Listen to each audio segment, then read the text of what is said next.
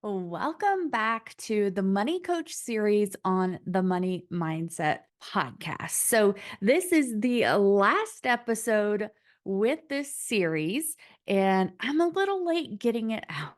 You would think that I'd be about caught up by now, but the kids are finally sleeping through the night, which has only been the last couple of days. I've been totally exhausted trying to get my garden ready for spring, trying to move animals around. It's just, like I always say, my life is chaos. So we're getting back to like the normal level of chaos. So I I have a teenager now, so we had birthday celebrations all weekend. It's just had a lot going on. And, I got a little behind on the podcast. So I am getting videos out and up onto YouTube and new blog posts out. So I hadn't put out a new blog post in like a year since like last May. And I think I only put a couple out total last year at all. So I've been working on that as well. So to stay up to date, don't forget to sign up for the emails, send you weekly inspiration, also catch you up on things happening. You can get on my email list by grabbing your free budget starter kit at budgetsmadeeasy.com/start. I'm also going to remind you real quick that the mastermind, we have moved the start date to April because I didn't even think about it. Spring break, people are traveling, they're waiting on their tax refunds. Our spring break isn't until the first week of April, so didn't even cross my mind. So, at the request of several people joining the mastermind, we're actually going to start in April. So, you have a little bit more time to meet with me, see if it's a good fit for you, and join us. There are a few spots open. So, check that out at budgetsmadeeasy.com/mastermind. And if you are listening to this after April 1st of 2024, I am sorry, it will open again in the fall. This is not a open all the time thing. It's will only open twice a year. So if you want to check that out, it'll be in the fall. So make sure you're getting my emails, listening to the podcast, following along, all those good things. Follow me on Instagram. So if you want to be reminded, I do free trainings and different things through the year. But this mastermind, which includes one on one coaching, which is why everybody's so excited about it, because I do not offer one on one coaching very often. And so it's a great opportunity for you to get one on one feedback about your situation, that accountability. Plus, it includes the small groups. All right. So we're capping it at 10 because I just don't have the capacity to do one on one coaching with more than 10 people. So the most I've had at one time is five. So I know my limits.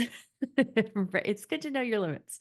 All right, so let's dive into today's topic. Hey there, welcome to the Money Mindset Podcast. I'm Ashley Patrick, realistic, judgment free money coach, and I've been a money coach for over 7 years.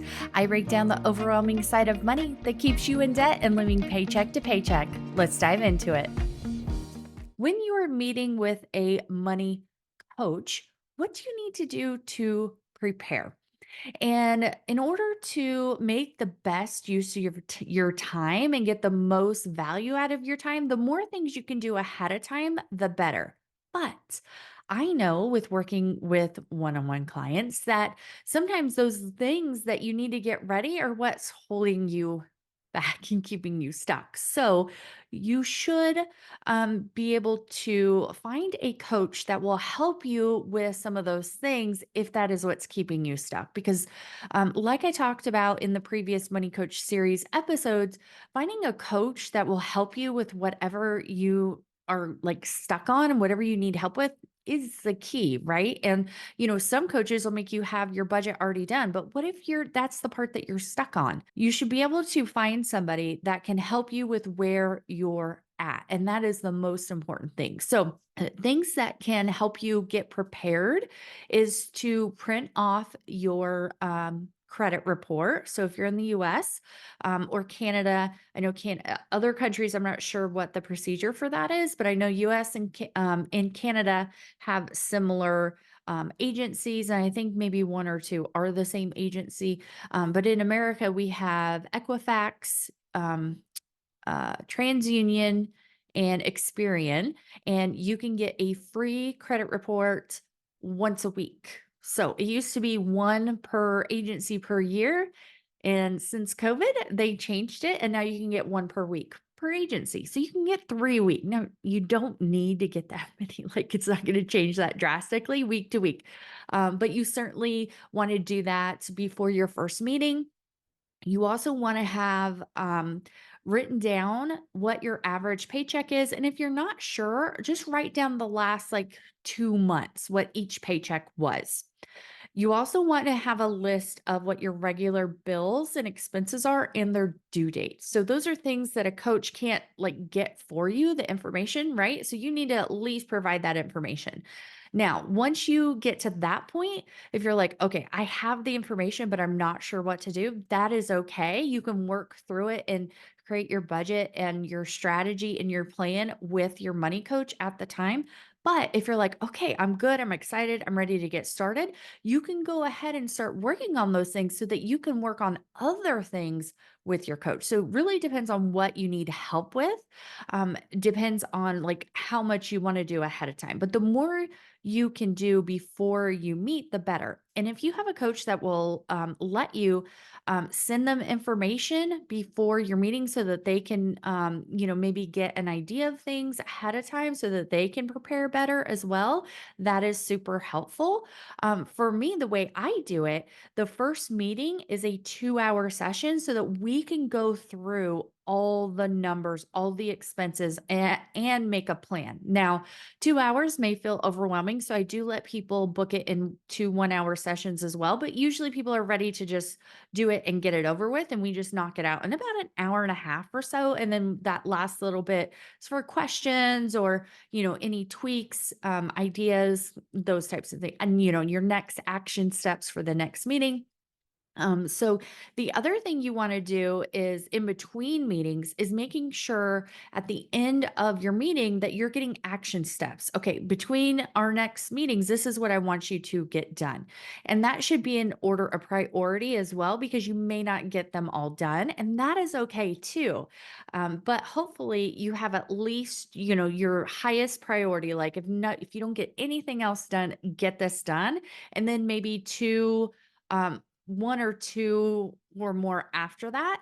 And then what I like to do is I kind of keep a running list of, okay, we talked about this, but this is like lower priority, you know, in the next 6 months or the next year. Like these are some of the things for you to think about and work on. But you should have an action plan for what to do in between your meetings. So that is really like the biggest thing of what to prepare and what to expect ahead of time. Then once you're meeting, you should hopefully find somebody that listens, right? It's kind of like I was talking to my mom this weekend about finding a doctor that actually listens and not just listens, but takes what you're saying into account with how they decide to treat you. My mom is almost 60. I'm almost 40. Like, my mom knows what she's done, what she's tried, what works, what doesn't work. Like she knows her body. And to have a doctor not listen to that and still do what they want, even though they're not really listening, is super frustrating, right? Same thing goes for a coach. Like just because one strategy works for one client doesn't mean that it's going to work for another. And so you really need to find somebody that you feel like is listening to you.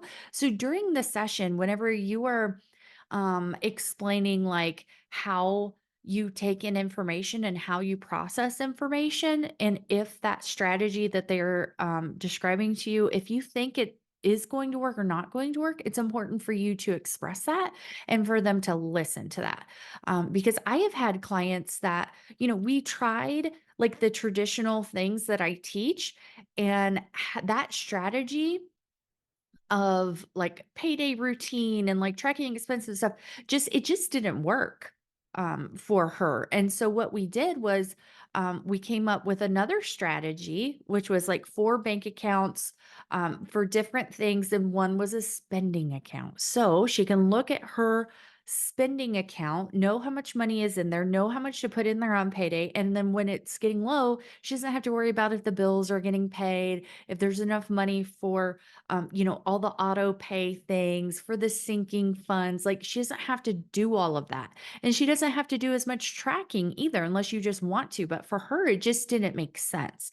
And so, it's a lot easier. You want to keep things simple, right? And so finding a coach that does that and doesn't have a like one size fits all mentality is going to be super helpful. So, like during your meeting, it's important to advocate for yourself and make sure that what you need is being taken into account with the strategy of what to do with your money. And so that is very important as well. So that is something to kind of prepare for, is to, make sure that you are um being listened to and that you're able to express your feelings. And if you think something isn't going to work for you, express that, because you don't want to waste that time of, okay, this coach wants me to go to the bank every Friday and get cash envelopes and do all these things, but you live 30 minutes from the bank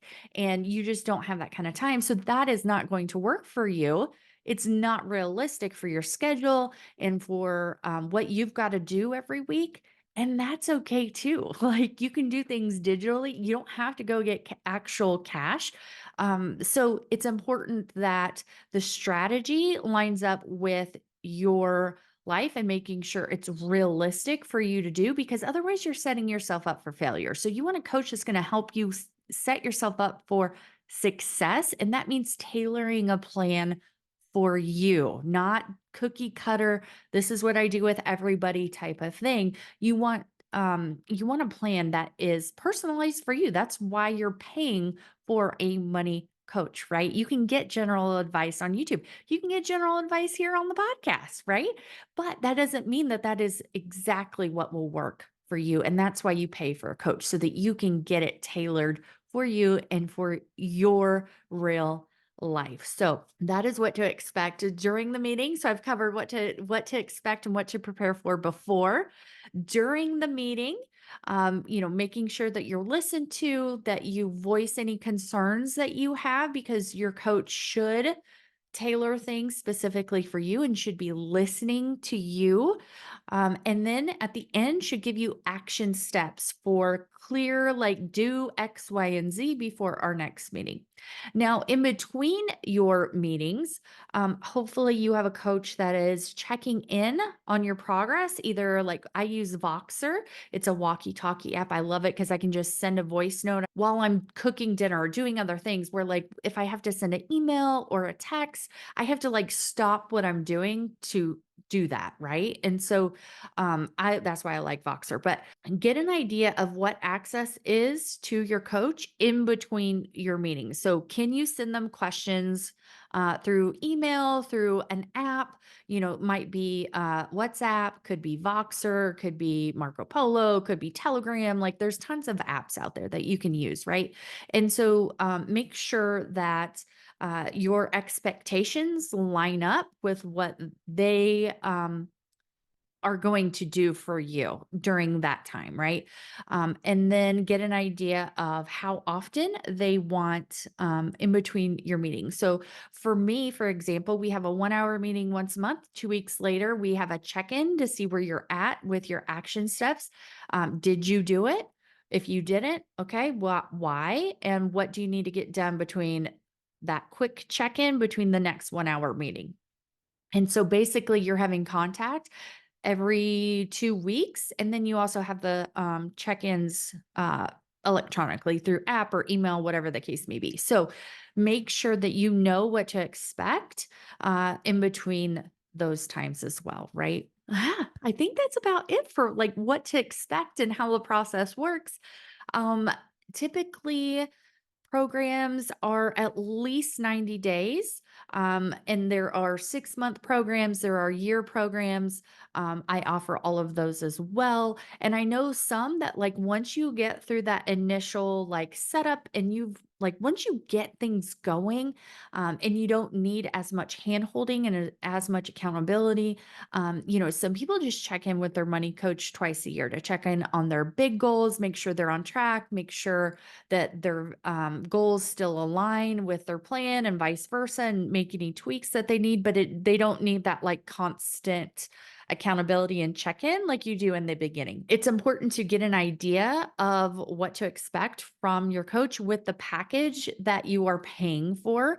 And once that package is over, what is next, if anything, if you want to continue, or if you need something that's not as intense, like more drawn out, like a check in every couple of months, or maybe you just need the accountability piece and not the like hour long sessions. You just need somebody to check in with you every other week to say, okay, what are you working on? Did you do it? And then what are you working on moving forward? Like what's on your to-do list? So, that is up to the individual coach and program. And then, of course, that's up to you and what you feel like you need to continue to be successful in your money journey. So, I would say that most coaches should have, varying programs depending on what you need and what stage you are in. Because if you're brand new, you're going to need a lot more help than if you've been doing it for a couple years, and you just need to make sure that you are on the right track and that your goals and values align with what you're actually doing with your money.